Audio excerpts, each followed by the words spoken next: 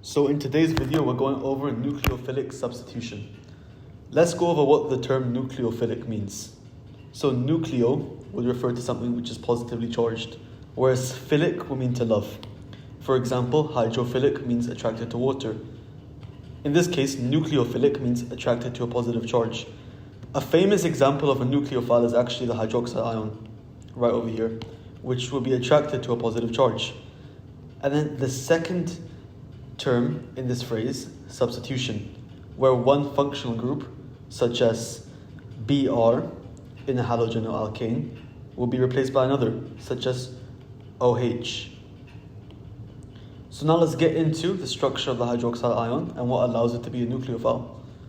So as you can see here, when we write down OH minus, we have these two dots. What these dots are lone pairs.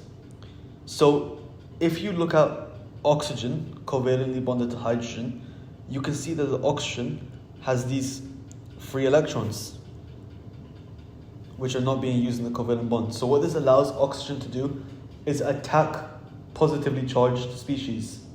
So let's take, for example, 1-bromopropane. So the CBr bond is actually polar because the bromine is more electronegative than the carbon.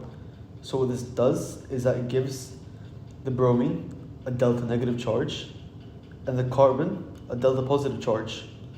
Because the bromine is more electronegative, it's able to take both these electrons in the covalent bond and split heterolytically, meaning it takes both these electrons for itself.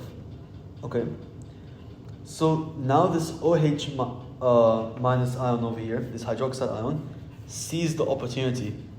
So what it does, it donates these electrons towards that carbon.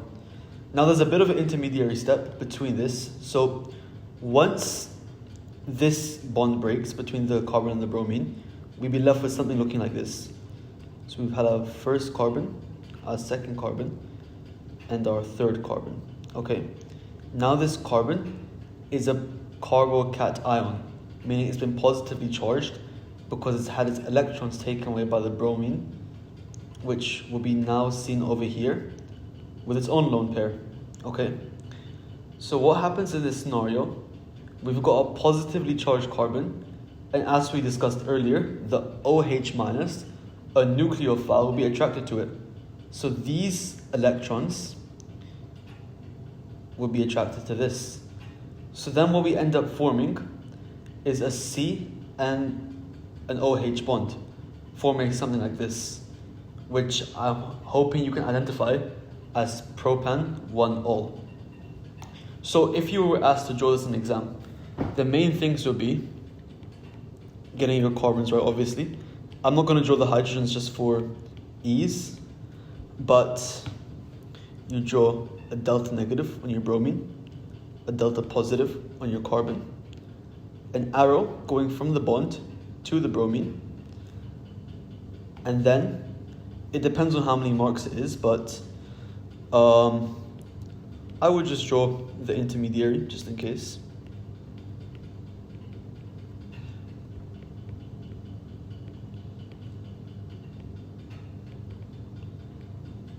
Draw a little arrow going from here, from the lone pair electrons to the carbon, and then we just finish it off by drawing out our full molecule.